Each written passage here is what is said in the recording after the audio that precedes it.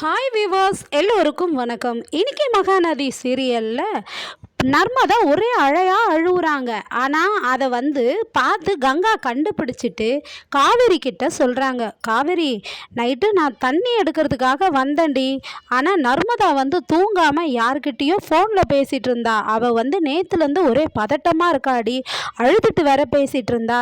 என்னன்னு தெரியலடி, எனக்கு ஏதோ பயமாக இருக்குது, ஏதோ அவள் பிரச்சனையில் மாட்டியிருக்கான்னு நினைக்கிறேன் அப்படின்னு கங்கா காவேரி கிட்ட சொல்கிறாங்க.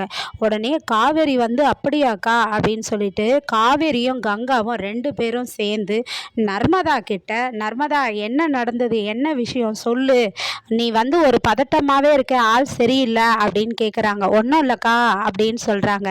நர்மதா இங்கே பாரு நர்மதா, நீ எங்ககிட்ட உண்மையை சொல்லு, நீ இருக்கிறத பார்த்தா ஏதோ பெரிய பிரச்சனையில் நீ மாட்டியிருக்கிறன்னு நாங்கள் நினைக்கிறோம், அதனால தாண்டி எதுவாக இருந்தாலும் உண்மையை மறைக்காமல் சொல்லுடி, எங்ககிட்ட சொல்லுடி அப்படின்னு கேட்கும்போது உடனே நர்மதா காவேரி மேலே சாஞ்சிக்கிட்டு அழறாங்க.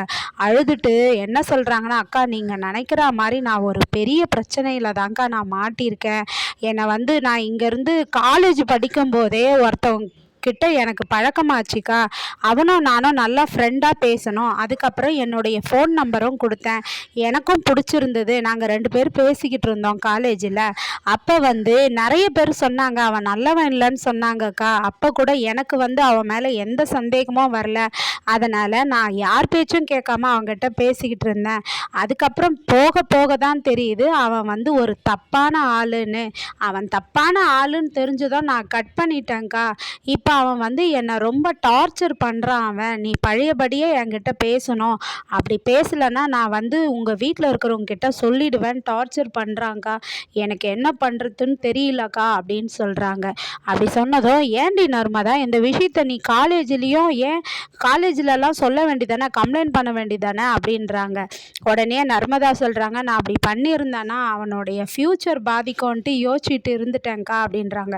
உடனே இதை சொல்லும்போது அவங்க அம்மா கேட்டுட்ருக்காங்க, காவேரியுடைய அம்மா கேட்டு நர்மதாவை போட்டு செம்ம அடி அடிக்கிறாங்க. அடித்து அடி பாவி, இதுக்கு தான் நீ போனியா, உன்னை நான் இதுக்கு தான் படிக்க வச்சேனா, வெளியூரில் தங்கி படிக்கிறேன்னு நம்பிக்கையாக இருந்தேனே, கடைசியில் என் நம்பிக்கைக்கு இப்படி துரோகம் பண்ணுறியே, இது மாதிரி 4 பேருக்கு அவன் நீ சொன்ன மாதிரி இங்கே கத்தனாக்கா என்ன பண்ணுறது, அசிங்கமாயிடுமே அப்படின்றாங்க.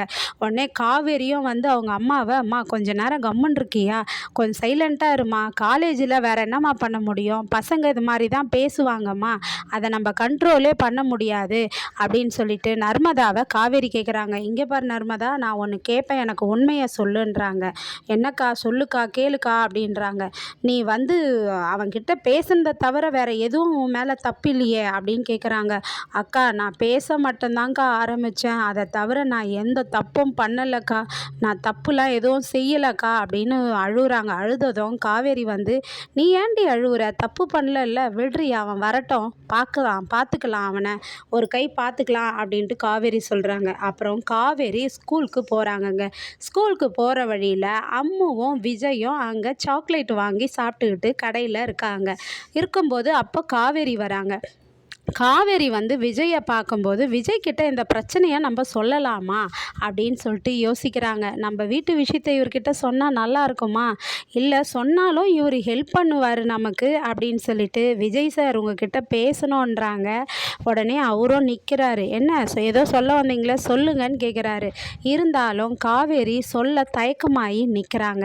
நின்னதும் ஏதோ தெரியல அப்படின்ட்டு சரின்ட்டு அவரும் போயிடுறாரு. போயிட்டு காவேரி என்னன்னு தெரியலையே, இன்னைக்கு வழக்கத்துக்கு மாறாக ஏதோ ஒரு மூட் அவுட்டாக இருக்காளே அப்படின்னு யோசிக்கிறாரு. அப்புறம் அவங்க ஸ்கூல் போயிட்ட பிறகு விஜய் வீட்டுக்கு வராருங்க.